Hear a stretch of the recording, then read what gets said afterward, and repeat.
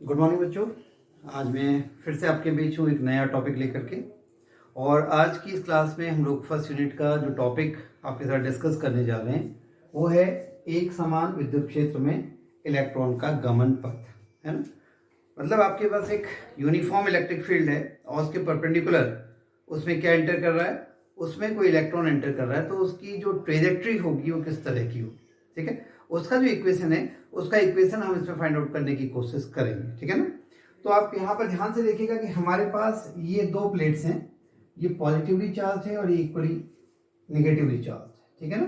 तो अगर आप यहाँ पे इलेक्ट्रिक फील्ड की बात करें तो इलेक्ट्रिक फील्ड इस प्रकार से होगा, ठीक है। इसमें आप देख रहे हैं कि इलेक्ट्रिक फील्ड लाइंस पैरेलल हैं और इक्विडिस्टेंट हैं। तो ये जो यहाँ पर फील्ड है, ये फील्ड कैसा है, यहाँ पर ये यूनिफॉर्म इलेक्ट्रिक फील्ड है। और आप इसकी डायरेक्शन की अगर बात करें तो डायरेक्शन आप देख रहे होंगे, अगर आप ये एक्स एक्सिस है, इस एक्सिस को वाई एक्सिस माने तो ये वाई एक्सिस के अलोंग नेगेटिव साइड में है ना, नेगेटिव वाई एक्सिस के अलोंग जो है इलेक्ट्रिक फील्ड की यहाँ पर डायरेक्शन है, fine.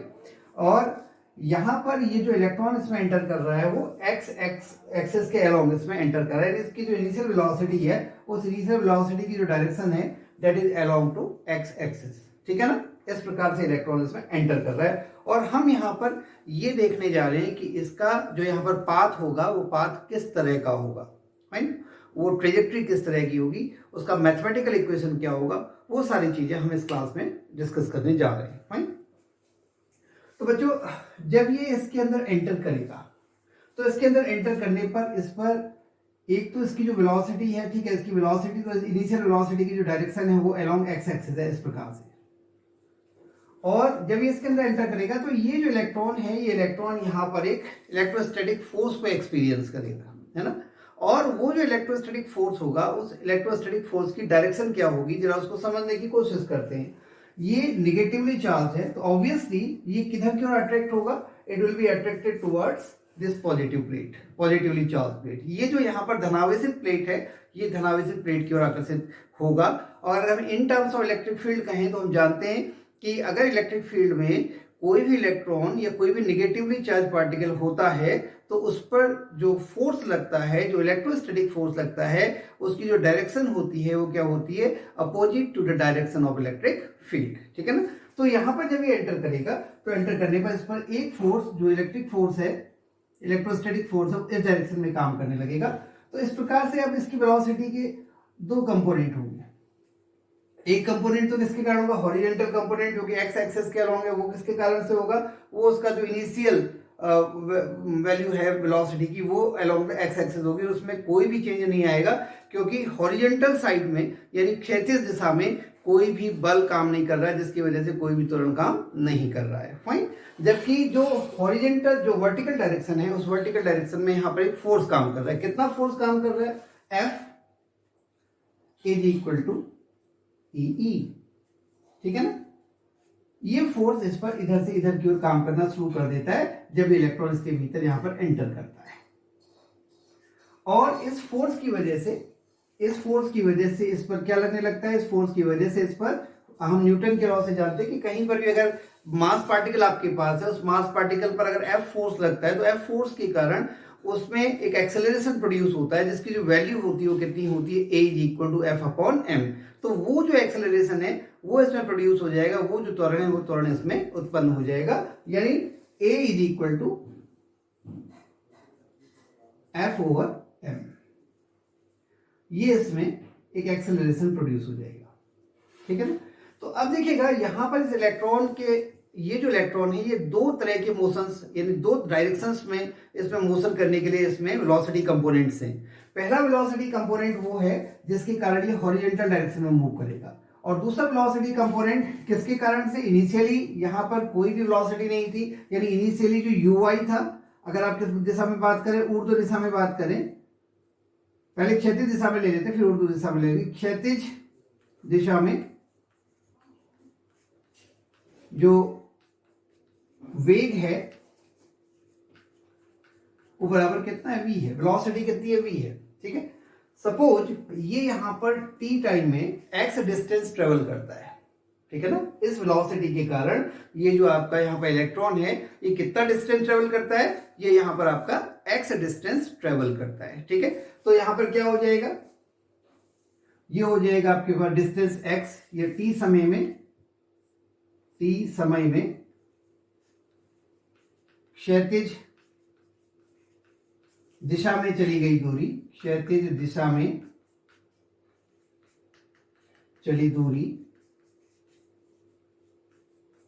x is equal to v into T. Fine, suppose this is equation number 3। ये इस डायरेक्शन में ट्रेवल करी। अब अगर हम बात करें वर्टिकल डायरेक्शन में क्या होगा, ऊर्ध्व दिशा में इनिशियली जब ये इस पे एंटर किया इस कंपोनेंट ने, तो there was no velocity component in vertical direction. Vertical direction में कोई भी वेलोसिटी कंपोनेंट नहीं था। यानी अगर हम बात करें ऊर्ध्व दिशा में, तो इनिशियल वेलोसिटी जो प्रारंभिक वेग था, प्रारंभिक वेग सपोज हम इसको uy से डिनोट करें, दैट वाज 0। वो कितना था, वो 0 था। ठीक हो गया। अब हम कह रहे हैं कि ये t टाइम में ये अब इसमें एक्सेलरेशन कितना हो गया, a is equal to F upon M, यानी कि ई अपॉन एम। ये इसमें एक्सेलरेशन हो गया, यानी ऊर्ध्व दिशा में त्वरण ये बराबर हो गया। तो t समय में ऊर्ध्व दिशा में चली गई दूरी, ऊर्ध्व दिशा में चली दूरी। ठीक है, सपोज हम इसको किससे रिप्रेजेंट कर रहे हैं, y से रिप्रेजेंट कर रहे हैं। Distance travelled by this electron in time t, ये t टाइम में कितने डिस्टेंस चलेगा। तो इसके लिए हमें पता है कि जब कहीं पर कांस्टेंट एक्सेलरेशन के साथ कोई पार्टिकल मूव करता है, तो उसके लिए हमारे पास मोशन के 3 इक्वेशन होते हैं। ठीक है, पहला क्या होता है, first one is v is equal to u plus AT, second one is s is equal to ut plus half AT square, and third one is v square is equal to u square plus 2as। ठीक है ना। तो यहां पर हमारे पास गति के द्वितीय समीकरण से what that equation is, that is s is equal to ut plus half AT square. ठीक है ना, यहां तक आपके समझ में आ रहा है। तो बच्चों यहां पर s की जगह पर हमारे पास क्या है, y is equal to u is 0 here, तो 0 नहीं लिख रहे हैं, 0 इंटू टी 0 हो जाएगा, हाफ एटी स्क्वायर। फाइन। तो उसके बाद हमारे पास a और t की जो वैल्यू है, अगर आप a की वैल्यू देखें तो that is half e over m, and what will be the value of t, that will be t is equal to x over v, x over v whole square. Fine. So this equation will become y is equal to half e over m x square over v square.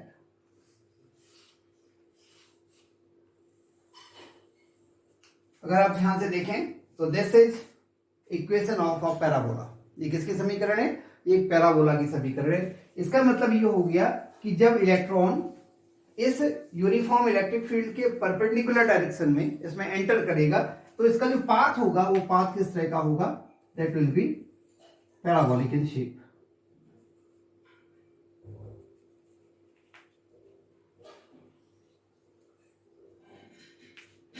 इस तरह का। ठीक है, तो ये जो path होगा इसका पैराबोलिक होगा।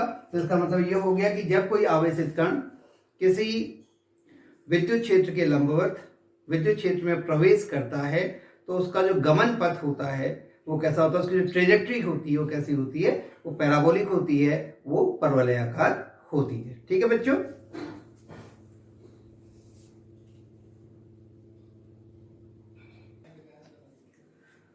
अगला टॉपिक जो हम यहाँ पर डिस्कस करने जा रहे हैं, उसमें हमारे पास एक डाइपोल है जो किसी इलेक्ट्रिक फील्ड पे रखा हुआ है।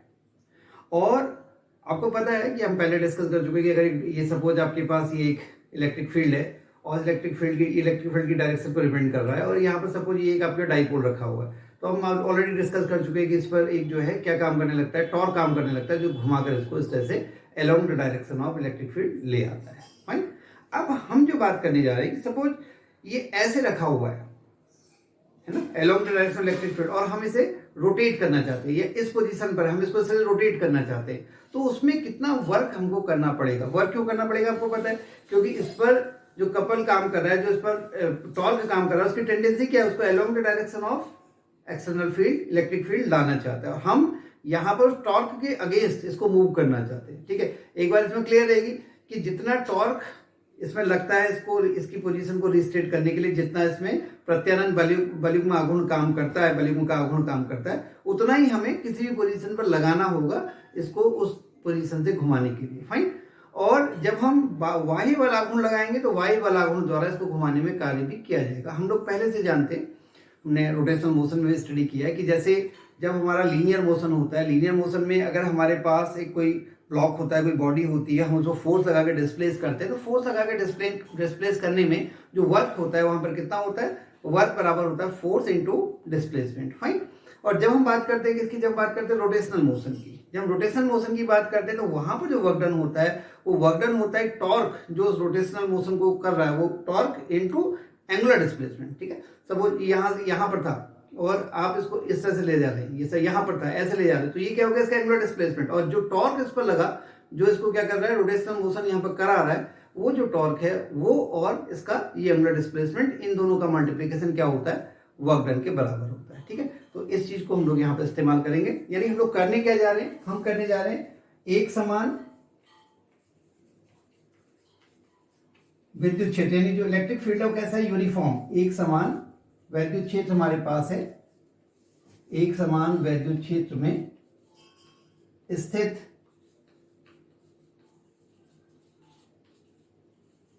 वैद्युत द्विध्रुव, यानी कोई डाइपोल है, इलेक्ट्रिक डाइपोल, वो यहां पर प्लेस किया गया है। वैद्युत द्विध्रुव को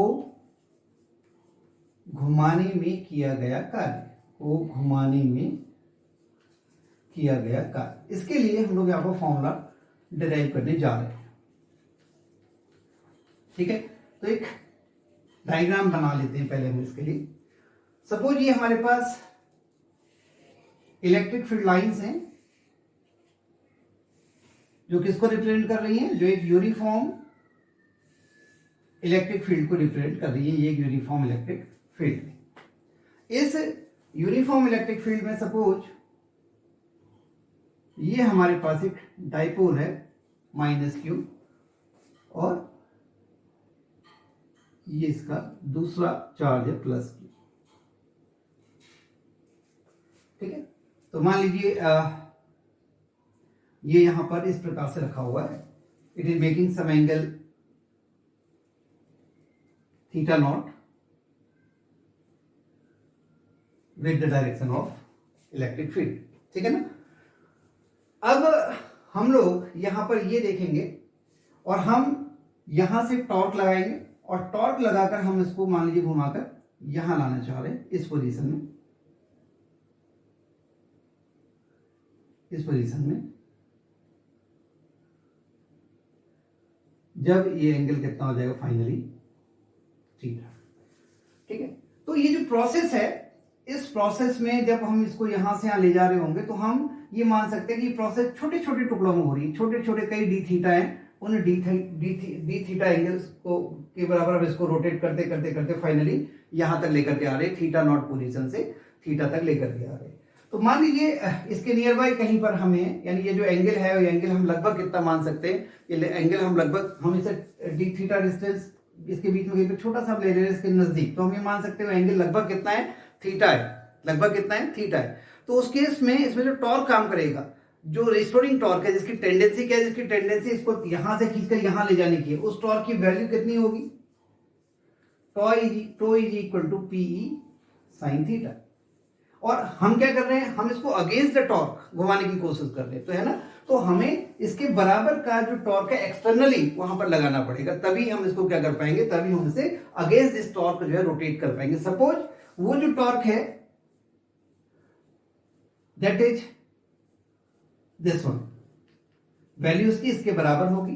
ठीक है, लेकिन जो डायरेक्शन होगी, इसकी डायरेक्शन इसके अगेंस्ट होगी, ये इसका पहला पार्ट, ये इक्वेशन नंबर 1 आ गया। ठीक है, अब मान लीजिए हम इसको बहुत छोटे एंगल डी थीटा से रोटेट कर रहे हैं, बहुत छोटे एंगल डी थीटा से रोटेट कर रहे हैं, तो बहुत छोटे एंगल डी थीटा से रोटेट करने में जो वर्क डन होगा उसको भी हम किससे दिखा रहे हैं, डी डब्ल्यू से दिखा रहे हैं। तो हम जानते हैं डी डब्ल्यू बराबर क्या हो जाएगा, tau external into D theta, है ना। टू एक्सटर्नल की वैल्यू कितनी है, PE sine theta D theta, ठीक है। ये इक्वेशन नंबर 2 हो गया। तो अब यहां से जब आप इसे यहां तक लेकर के आए तो इस तरह के बहुत सारे छोटे छोटे छोटे छोटे डी डब्ल्यू वर्क किए गए होंगे, इस तरह के छोटे छोटे छोटे छोटे डी थीटा एंगल्स में इसको रोटेट करने के लिए, ना। आप समझे इस बात को। सपोज ये इसकी इनिशियल पोजीशन थी, है ना, और इस इनिशियल पोजीशन से आप इसको रोटेट करना स्टार्ट कर रहे हैं। इसकी इनिशियल पोजीशन है, ये आपके पास डायरेक्शन ऑफ इलेक्ट्रिक फील्ड है नीचे वाली जो ये। अब आप इसको ऐसे रोटेट करना स्टार्ट कर रहे हैं, तो ये बहुत छोटे छोटे छोटे छोटे आप डिस्प्लेसमेंट करते करते फाइनल इसको यहां तक लेकर के आ रहे हैं। तो हम मान सकते हैं कि इसकी इनिशियल पोजीशन और फाइनल पोजीशन के बीच में इस तरह के बहुत ज्यादा छोटे छोटे वर्क डन है। तो हमें अगर टोटल वर्क डन निकालना है यहां से यहां तक लाने के लिए, तो हमें क्या करना पड़ेगा, उन छोटे छोटे छोटे छोटे वर्क डन का हमको क्या करना पड़ेगा, टोटल करना पड़ेगा, सम करना पड़ेगा, ठीक है। और हम वो किसकी मदद से करते हैं, वो हम करते हैं with the help of integration. यानी हम क्या करेंगे, टोटल वर्क डन निकालने के लिए W is equal to integration of this D W. लेकिन आपको लिमिट बतानी होगी कि किस रेंज में आपने इसको घुमाया, कहां से लेकर किस एंगल से किस एंगल तक घुमाया है। तो इनिशियली जो एंगल फॉर्म कर रहा था with the direction of electric field that was theta naught, और फाइनली ये जिस एंगल तक पहुंचा दैट वाज थीटा। और यहां पर क्या आ गया, PE sine theta D theta, ठीक है ना। अब P कांस्टेंट, E कांस्टेंट, यहां पर इन दोनों को आप ले लीजिए बाहर, P और E को, ठीक है ना। ये हो गया PE, इसको आप बाहर ले लीजिए, PE theta naught to theta, और अंदर आ गया साइन थीटा डी थीटा। और यहाँ पर हम जानते हैं कि साइन थीटा का जो इंटीग्रेशन होता है वो कितना होता है, माइनस कॉस थीटा। कितना होता है, माइनस कॉस थीटा। तो ये हो गया is equal to PE, bracket के अंदर आ गया माइनस कॉस थीटा, और ये आ गया थीटा नॉट से थीटा लिमिट,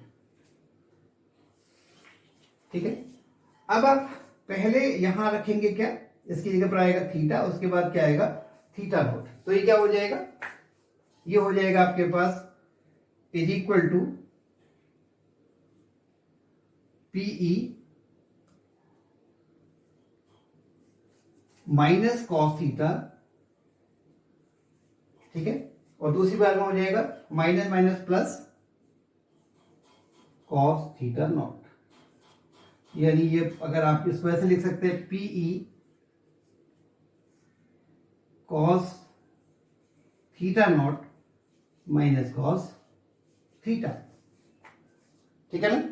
इसको ध्यान से देखिए यहां तक आप, ठीक है ना। तो ये हमारे पास फॉर्मूला आ गया वर्क डन का, कि भाई इनिशियली अगर आपके पास जो डाइपोल था वो फील्ड डायरेक्शन फील्ड के साथ थीटा नॉट एंगल बना रहा था, और आपने उसको रोटेट करके आप यहां तक ले आए, तो आपको कितना वर्क करना पड़ेगा। इसका भी एक स्पेशल केस यहां पर टेकअप कर रहे हैं कि इफ यदि theta naught is equal to 0 degree, मतलब इनिशियली अगर ये ऐसे था, यानी ये जो थीटा ये अभी ऐसे था, अगर ये ऐसे था तो एंगल थीटा नॉट कितना हो जाएगा, 0 डिग्री। और यहां से घुमा करके अगर आप इसे यहां से यहां ला रहे हैं तो कितना वर्क डन करना पड़ेगा, ठीक है। तो उस केस में W हो जाएगा, W is equal to PE cos 0 degree minus cos theta, यानी ये हो जाएगा W is equal to PE 1 minus cos theta, ठीक है। तो अगर along the direction of electric field रखा हुआ है, उसको थीटा डिग्री से रोटेट करें तो ये फार्मूला, और जनरल फार्मूला ये कि अगर किसी भी पोजीशन में रखा हुआ है वहां से अगर आप उसको थीटा डिग्री रोटेट करते हैं तो उसमें होकर इतना किया जाएगा। इसको आप ध्यान से देखिएगा, कई न्यूमेरिकल इस पर जो है एनसीईआरटी की जो बुक्स है उसमें जो न्यूमेरिकल प्रॉब्लम्स हैं उनमें इस पर आधारित आपको दिए गए हैं, ठीक है। ध्यान से इसको देख लीजिए बच्चों। अगला टॉपिक जो हम लोग यहाँ पर डिस्कस करने जा रहे हैं, हमारे पास एक यूनिफॉर्म इलेक्ट्रिक फील्ड है और यूनिफॉर्म इलेक्ट्रिक फील्ड के अंदर एक डाइपोल प्लेस किया गया है। तो उस डाइपोल की पोटेंशियल एनर्जी कितनी होगी, इलेक्ट्रोस्टैटिक पोटेंशियल एनर्जी कितनी होगी, ये हम लोग यहाँ पर कैलकुलेट करने जा रहे हैं। इससे पहले की क्लासेज में हम लोग इलेक्ट्रोस्टैटिक पोटेंशियल एनर्जी के बारे में बात कर चुके हैं। हम लोग ये बात कर चुके हैं कि अगर हमारे पास ग्रुप ऑफ चार्जेस होता है, तो ग्रुप ऑफ पॉइंट चार्जेस होता है, तो उसकी हम पोटेंशियल एनर्जी कैसे निकाल सकते हैं। और हमारे पास अब एक सिस्टम है जो एक माइनस यानी नेगेटिव चार्ज और एक पॉजिटिव चार्ज से मिलकर के बना हुआ है, और ये किसी इलेक्ट्रिक फील्ड में प्लेस किया गया है।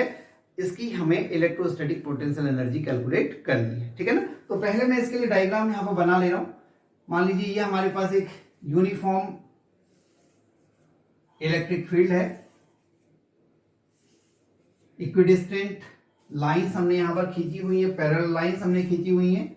ये इसके अंदर हमने एक डाइपोल प्लेस किया हुआ है, इसका माइनस क्यू चार्ज है, ये प्लस क्यू चार्ज है, ठीक है ना। ये इन दोनों के बीच की डिस्टेंस है, दिस डिस्टेंस इज सपोज 12, ये 12 इनके बीच की डिस्टेंस है। और ये जो असेंबली है, इस असेंबली को हम ऐसे बना हुआ मान सकते हैं कि भाई ये पॉजिटिव और ये नेगेटिव चार्ज को हम इन्फिनिटी से लेकर के आए और हमने इनको यहां पर रख दिया, ठीक है। अब जो पोटेंशियल एनर्जी की डेफिनेशन है, पोटेंशियल एनर्जी की डेफिनेशन ये कहती है कि चार्जेस को इन्फिनिटी से लाकर उस सिस्टम को कंस्ट्रक्ट करने में, उस सिस्टम ऑफ चार्जेस को कंस्ट्रक्ट करने में जितना वर्क करना पड़ता है, उस वर्क को हम लोग क्या बोलते हैं, उसकी पोटेंशियल एनर्जी बोलते हैं, उस सिस्टम की पोटेंशियल एनर्जी बोलते हैं। तो हम यहाँ पर देखें कि कितना वर्क यहाँ पर हमें करना पड़ रहा होगा, उसको जरा हम पहले समझते हैं। ये हमारा इलेक्ट्रिक फील्ड है, तो ऑब्वियसली ये जो पॉजिटिव चार्ज है, इस पर जो फोर्स लग रहा होगा वो इधर की ओर लग रहा होगा, ठीक है। और ये नेगेटिव चार्ज है, इस पर opposite to the direction of field force लग रहा होगा एफ, इस पर भी क्यू ही और इस पर भी क्यू ही, ठीक है। तो हम जब पॉजिटिव चार्ज को लेकर के आए होंगे तो हमें क्या करना पड़ रहा होगा, हमें वर्क करना पड़ रहा होगा, किसके अगेंस्ट, इस फोर्स के अगेंस्ट। और जब हम नेगेटिव चार्ज को लेकर के आए होंगे तो फोर्स किसके, जो यहाँ पर वर्क है वो किसके द्वारा किया जा रहा होगा, फील्ड के द्वारा वर्क किया जा रहा होगा। क्यों, क्योंकि उसके अपने अट्रैक्ट कर रहा है, फाइन। तो जो यहाँ पर जो नेटवर्क होगा, है ना, नेटवर्क इसको लाने में फील्ड द्वारा किया गया फोर्स, और इसको लाने में एक्सटर्नल फोर्स द्वारा किया गया वर्क, उन दोनों के एल्जेब्रिक सम के बराबर वो होगा, ठीक है ना। अब आप देख लें यहाँ पर जो टोटल वर्क डन किया जाएगा, W is equal to W, मैं इसको Q प्लस लिख दे रहा हूं, Q प्लस को लाने में किया गया work plus W Q minus. Basically ये किसके बराबर होगा, इन दोनों के डिफरेंस के बराबर होगा। किसके बराबर होगा, इन दोनों के डिफरेंस के बराबर होगा, क्योंकि एक वर्क किसमें आएगा, माइनस में, और एक वर्क किसमें आएगा, प्लस में, ठीक है ना। तो इनके डिफरेंस के बराबर होगा। तो एक चीज और क्लियर है कि ये जो डिफरेंस आएगा, आप समझ लोगे, इसको लाने में, यहां तक लाने में जो वर्क किया गया है वो परिमाण में क्या होगा, इसकी तुलना में कम होगा, क्योंकि इसकी डिस्टेंस यहां से यहां तक लाने में, ये डिस्टेंस में इतना अंतर है। इसको हम ज्यादा भीतर तक लाए हैं तो ऑब्वियसली फील्ड द्वारा किया गया वर्क ज्यादा होगा, और इसको हम अंदर तक कम डिस्टेंस तक लाए हैं तो एक्सटर्नल फोर्स द्वारा किया गया जो वर्क होगा वो वर्क क्या होगा, वर्क थोड़ा कम होगा। कितना कम होगा, यहां से यहां तक, अगर आप इसे पॉइंट ए मान लें, बी मान लें, इसे पॉइंट ए मान लें, यानी बी से ए तक लाने में किया गया जो अतिरिक्त कार्य है, जो एक्स्ट्रा वर्क है, उसके बराबर नेट वर्क आना चाहिए। मतलब डब्ल्यू बी ए। अब डब्ल्यू बी ए कितना हो गया, इस पर लगने वाला फोर्स इंटू दिस डिस्टेंस, इस पर लगने वाला फोर्स कितना हो जाएगा, is equal to minus Q E into इनके बीच का डिफरेंस कितना हो गया, 2L, यानी कितना हो गया, माइनस ई, आप ऐसे ले लीजिए या ऐसे ले लीजिए, ब्रैकेट के अंदर Q इंटू 2L इंटू ई, यानी आप Q इंटू 2L जानते हैं कितना होता है, P के बराबर, तो हो गया माइनस PE, ये W। तो ये जो W है, अगर आप ऐसे यहां से एक चार्ज को यहां तक लाए, दूसरे चार्ज को यहां तक लाए, नेगेटिव चार्ज को, तो ये जो सिस्टम कंस्ट्रक्ट हुआ, इसमें जो नेट वर्क करना पड़ा वो कितना करना पड़ा, माइनस PE। तो यहां पर हम कह सकते हैं ये जो इसकी जो पोटेंशियल एनर्जी होगी, U जीरो से मतलब जब इसका जो एंगल फॉर्म हो रहा है with the direction of electric field that is zero, तो U zero is equal to minus PE। पहला फॉर्मूला हमारे पास ये आ गया, ठीक है। Suppose this is equation number 1। अब अगर जो हमारे पास ये डाइपोल है ये इस तरह से रखा हुआ है, suppose it is making an angle theta with the direction of electric field. Suppose ये कितना एंगल फॉर्म कर रहा है, ये इसके साथ थीटा डिग्री का एंगल फॉर्म कर रहा है। कितना एंगल फॉर्म कर रहा है? थीटा डिग्री का एंगल फॉर्म कर रहा है। तो जब आपने इसको यहां से यहां रोटेट किया तो इसमें कितना वर्क आपको करना पड़ा? Suppose that is W dash. अभी हमने निकाला था लास्ट जब हमने टॉपिक डिस्कस किया था, वहां पर ये वर्क डन जो होगा P into 1 minus cos theta. तो इस स्टेट में जिसकी जो पोटेंशियल एनर्जी हो जाएगी U theta, that will be equal to U naught plus W dash. U naught की वैल्यू कितनी है? Minus P plus P into 1 minus cos theta. ठीक है ना? माइनस पी से माइनस पी यहां पर कैंसिल हो जाएगा, ये हो जाएगा आपके पास माइनस पी कॉस थीटा। ठीक है, तो दोनों चीजें कि अगर 0 डिग्री के अगर ऐसे आप लेकर के आए हैं तो वर्क डन कितना होगा? That will B minus P. और अगर आप ऐसे लेकर के आए हैं, इस ढंग से लेकर के आए और आपने ऐसे रखा हुआ है, तो जो वर्क डन होगा that will be U theta is equal to minus P cos theta. इसी में आप कई केसेस ले सकते हैं। सपोज आप ऐसे लेकर के आए, है ना, कि माइनस इधर हो प्लस ऊपर नीचे इस प्रकार से ले, तो एंगल कितना हो जाएगा? 90 डिग्री। तो वर्क डन कितना हो जाएगा? 0 डिग्री। तो आप अलग अलग एंगल्स के लिए इसको ट्राई कर सकते हैं। ठीक है, तो किसी एक समान विद्युत क्षेत्र में स्थित विद्युत द्रव्य की स्थितिज ऊर्जा इस प्रकार से ज्ञात की जा सकती है। ठीक है बच्चों, ध्यान से देखिए, अच्छे से इसको समझिए।